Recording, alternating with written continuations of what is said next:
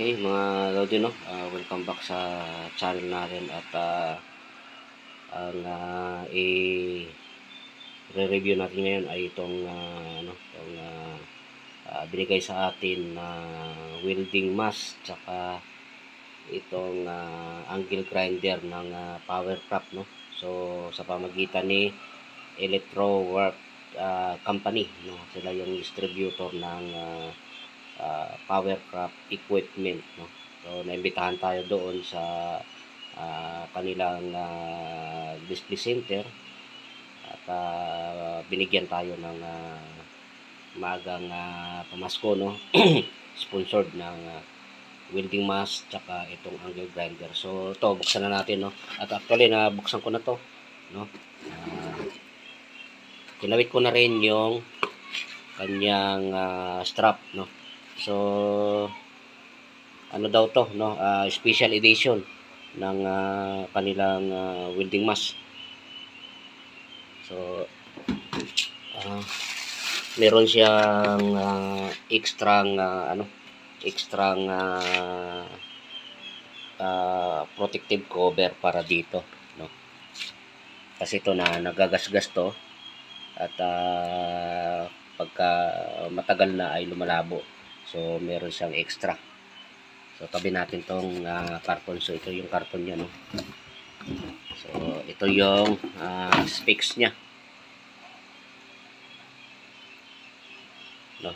Built-in siya, solar panel, no? Battery charging.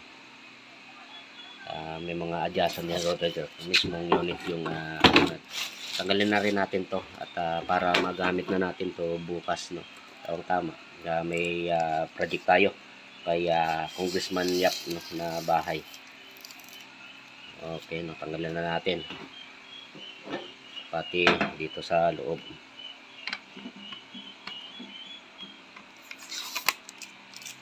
So ito yung loob niya, no? Legit talaga na may quality yung product kasi nandyan yung serial number, nandyan yung logo nila, no? So ito ay siyempre gawa ni Powercraft, no? So nandito yung adjustment niya, no? Nandyan yung kung grinding lang ba, pwede mo siyang patayin yung auto dark niya, pwedeng welding, pwedeng grinder. Tapos meron siyang sensitivity mode, no? Kung gusto mo yung konting kislap lang ay kaagad-agad siya magdidim. So dito ka sa high. Ngayon kung may katabi ka na nagwi-welding din para hindi ka maapektuhan, so dito ka sa low, lipat mo sa low, no? Para at least na yung direkta lang dito sa sensor. Ito kasi ang sensor niya, mayroon siyang dalawang sensor. Yung nakaharap lang sa sensor niya, yun lang ang ma-detect niya at doon lang siya magdidim, no? Pero kung ikaw lang naman mag-isa, so dito ka na sa high. Ang naging problema nito sa high, kapag may katabi ka na nagwi-welding ay automatic yan na nagdidim din yan. So dito sa gilid nandito yung kanyang delay, no? Meron siyang short yung pag spark niya, magdidilim siya, din babalik siya uli sa original na kulay, no? Magiging liwanag siya. Meron siyang medium, meron siyang long. Itong long yung matagal na nakatanggal yung hindi na siya nag-spark pero madilim pa rin yung lens niya, no? So kadalasan ang ginagamit dito natin ay dito yung sa short. At ito naman yung knob niya para sa dim, no? Kung gusto mong heavy full weld ka, so nandito hanggang din 13 siya, no? At ang kanyang minimum ay 9. Okay, no? Madali siyang gamitin, madaling i-operate kasi yung mga adjustment niya nasa labas. At ang kanyang strap ay mas madali siyang ikabit, no? Kasi nandito na nakakabit na mismo dito sa strap niya itong kanyang pihitan, no? Itong kanyang itong lock niya. At kagandahan nito, yung lock niya ay ito to. Tingnan natin. Kinabit ko na kasi ito. Itong lock niya ay buo, walang butas. No, kaya matibay, hindi basta-basta napuputol. Yung mga ibang welding machine ay may butas yan. At ito to, tanggalin natin para makita nyo. Ma-compare din natin sa iba. So ito yung sinasabi ko, madali siyang ikabit. Okay, yan nakakabit na kasi dito. No, ilalagay mo na lang doon. Then ibalik tong screw. No, since ako lang mag-isa, no. Yan, mas madali siyang ikabit. No, at maganda to dahil yung kanyang adjustment ay ito, no, dalawa yung pag pinihit mo, mas mabilis siya kasi yung dalawa mismo, yung dalawa magkabilaan na yung nag-adjust. So di kagaya ng mga ibang anyway, meron tayong ipapakitang itatabi muna natin. Meron akong mga welding mask dito, no, para ma-compare natin. So dali lang ikabit ko muna yung tinanggal ko. So ito yung mga welding mask ko na ginagamit. So working ito lahat, no. Yung iba pala dito working. So ito working to, no, gumagana to. So pagtatapakin na natin, tatabihin na natin para makita natin yung pagkakaiba nila. So itabi natin to. Ito working din to. Ito working din to, no, gumagana yan. At ito ay gumagana din, no. So bakit na marami akong welding mask? Actually hindi lang to, no, kasi kada bawat covered court na project namin ay ako at ang mga kasamahan ko ay binibigyan ko ng welding mask, no. So ang nagawa namin ay 11 covered court na. So yung iba dito ay naibasura na dahil talagang wala na, isang gamitan lang. At ito lang, no, kahit matagal na to ay hindi ko tinatapon kasi dito ako nagsimula, no. So ayan pa yung pangalan ko. At nag-aral ako ng TISDA, no. Pero bago ako nag-aral ng TISDA ay marunong na ako mag-welding. So ang hinabol ko lang ay certification. At ito ay gawa ni gawa ni Powerprop. No, si Powerprop ay ang alam ko sila yung pioneer ng Auto Dark, no, dito sa Pilipinas. Kaya nabili ko ito ng medyo mataas pa, mahal pa ito, no, nasa 3,000 mahigit pa ito ang nabili ko itong welding mask na to kasi yung mga Auto Dark noon ay talagang mahal pa. So ngayon ito napakamura na ng mga welding mask, no. So kagaya nito ito nasa 300 plus lang yata ito, no, ang pagkakabili ko nito. So ito gumagana to. Ang nagiging problema kasi nito ay yung kanyang dito strap niya sa likod, madaling masira.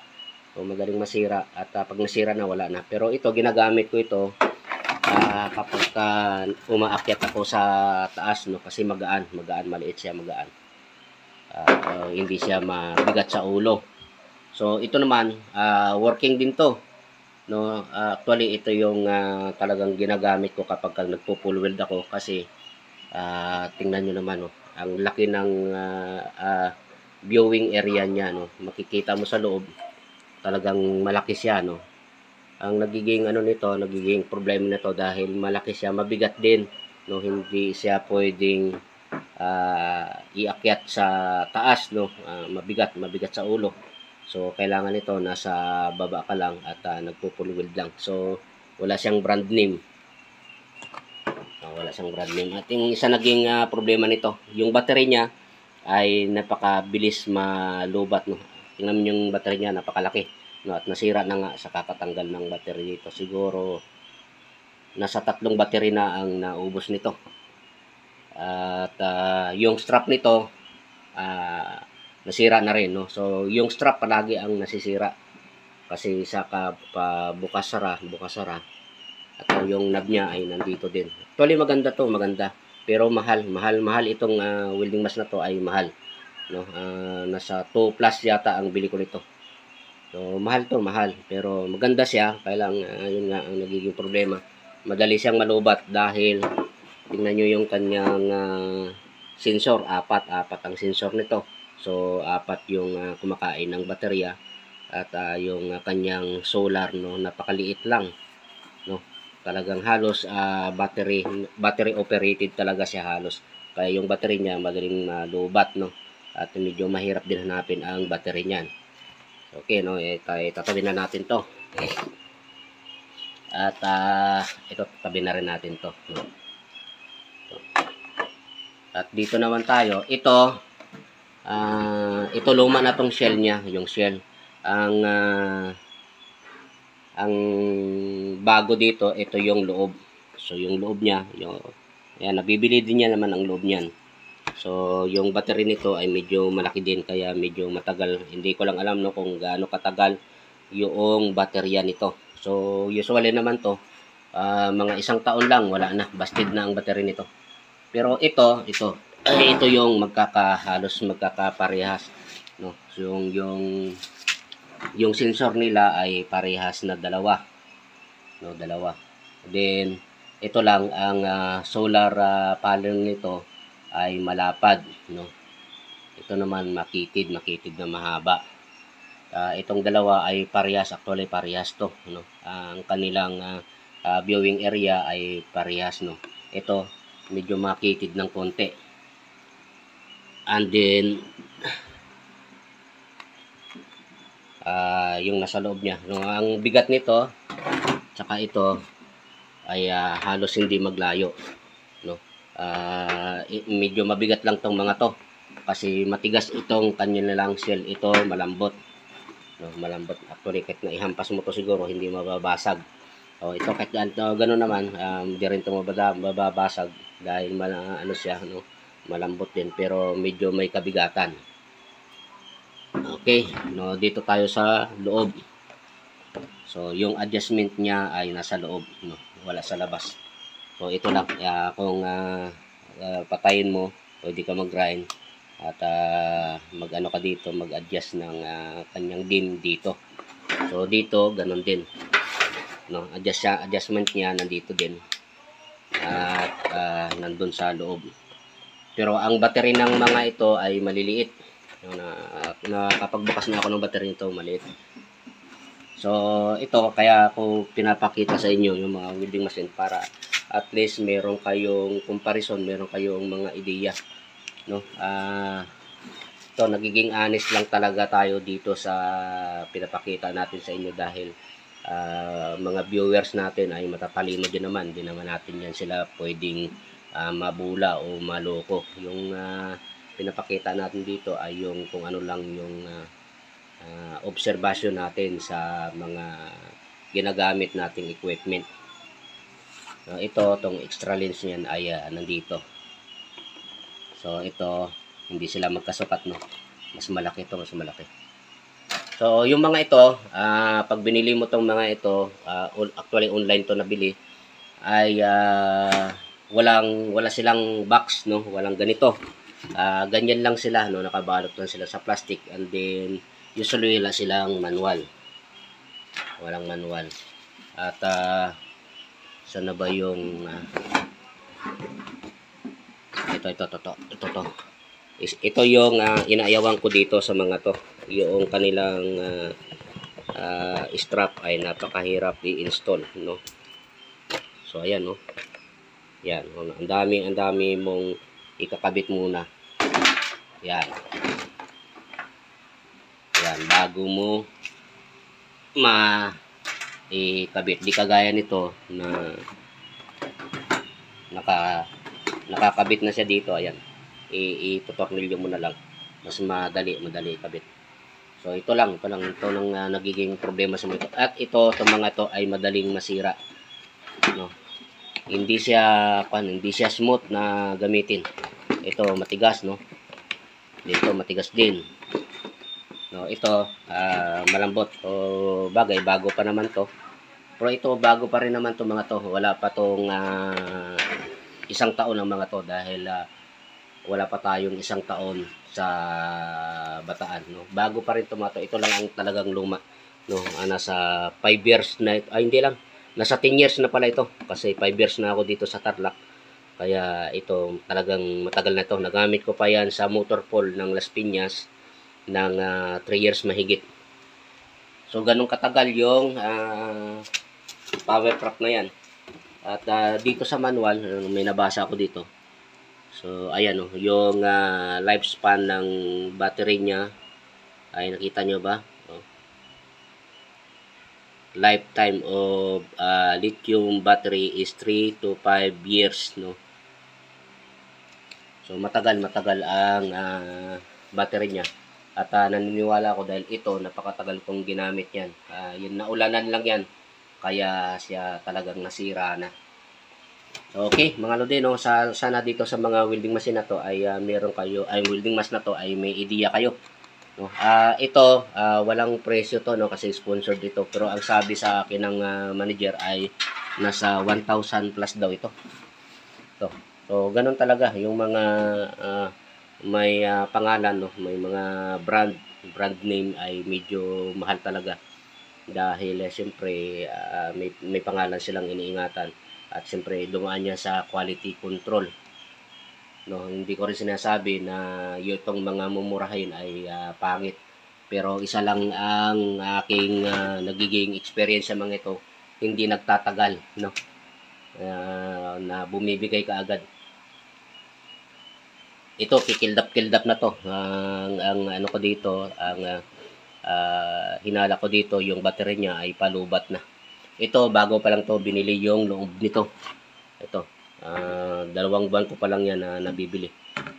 So ito yung mga strap palagi talagang nasisira, no, kaya ito ginagawa na lang ng paraan. So ito yung strap niya ay original pa tong strap nito. At nasira na lang dito yung kanyang tornilyuhan, no. Yan, kita mo bakal na yung tornilyo.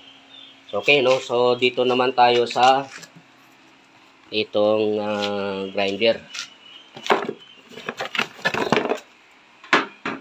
So, yung grinder na to ay binuo ko na rin, no. At ito ay 850 watts, no. Medyo malakas siya, no, sa karaniwang, kasi ang karaniwang grinder ay nasa 650 watts lang at 500 watts, no. So, ibig sabihin ito medyo may panglaban-laban tayo rito. At mabigat, no, mabigat. So sa mga baguhan pala, ito pag binili nyo yung grinder, kasama to itong kanyang guard. So wag nyo tanggalin, no? Marami ako nakikita na gumagamit, no? Pinagmamalaki pa nga sa Facebook kung paano sila gumamit ng grinder. Tinatanggal na nila to. So ito hindi nyo dapat tinatanggal yung guard niya. Ito pwede nyo tanggalin kasi kung minsan nagiging abala itong kanyang handle sa paggamit. So ito pwede tanggalin. Pero itong guard niya ay wag nyong tanggalin. At ang ganda nito, yung guard niya makapal. No, makapal. Hindi basta-basta na yuyupi kahit may bagsak. At ang kanyang cord ay mataba, no? Mataba. Siyempre pag mataba tong cord niya ay malamang ay mataba din ang loob nito. At ito hindi na natin kailangan ng adapter. No, pwede na natin siya i-plug sa ating mga outlet. At ito ay toggle switch, no, toggle switch. So ito pag toggle switch ay ingatan nyo to dahil minsan hindi natin napapansin na naka-on pala siya. At lalo kung nagta-tiles kayo, pag sinaksak nyo, siyempre aandar yan, no. So ito lagi nyong titingnan. So saksak natin. At isa pala sa mga palatandaan ko mga idol, mga lodi, sa pagbili ng gamit ay pag sinaksak nyo ay mangangamoy guma yan, mangangamoy sunog pagka yan ay pangit ang winding, no, kung yan aluminum ang winding nya. So ito tingnan natin.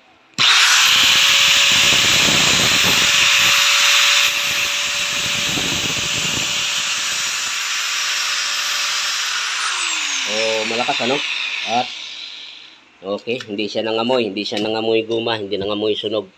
So So kadalasan, lalong-lalo na yung mga mga picky ay pag sinaksak mo yan, saglit mo lang isaksak, may maamoy ka. So ito wala. So, ibig sabihin goods na goods to. Okay, no, mga lodi, no. Yun lang. At ito, linawin ko sa inyo, itong dalawa na to, itong welding mask saka itong angle grinder ay sponsored to ng Powercraft. So, ibinahagi ko lang sa inyo yung pagkakaiba at kung ano yung ng mga welding mask. Ang kagandahan lang nito, kaya pala mahaba ang lifespan ng battery niya, ay malaki yung kanyang solar panel, no?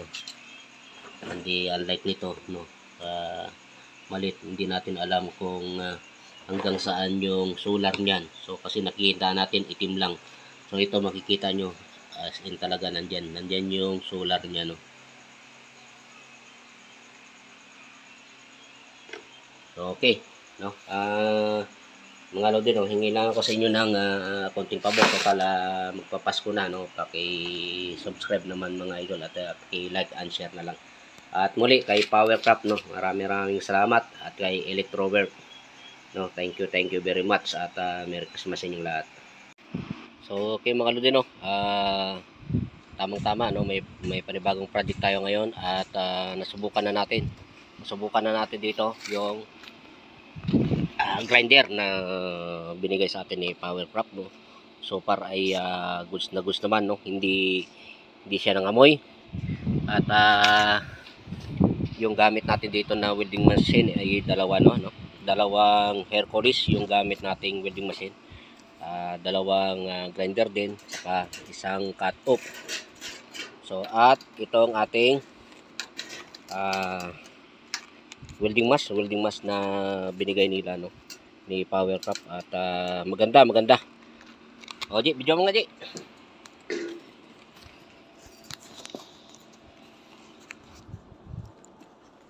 So ito mga lodi, yung binigay ni Powercraft, no, napakagandang welding mask, no, napakadaling gamitin. So ito yung nagustuhan ko dito, no, kapag nag-adjust ka ng niya, ng kung nakaganon ba o nakaganyan, madali siya ma-adjust to. Hindi kagaya ng iba na mahirap tanggalin, kailangan luwagan mo pa bago mo to ma-adjust. So ito madali lang, ganun mo lang, and then ma-adjust mo na. At kagandahan nito, meron siyang locking mechanism. Pag ginanon mo na, kahit anong gawin mo, hindi na siya malalaglag. Kasi may maririnig ka dito na pag ginanon mo, yan, may maririnig ka na naglalagitik, nakalock siya. Kaya kahit nakayup-yup ka, hindi siya bumabagsak. So, maganda. Hindi naman sa baka sabihin nyo, sponsor lang yan, kaya kaya sinasabi mo talagang maganda siyang gamitin. Yung response ng kanya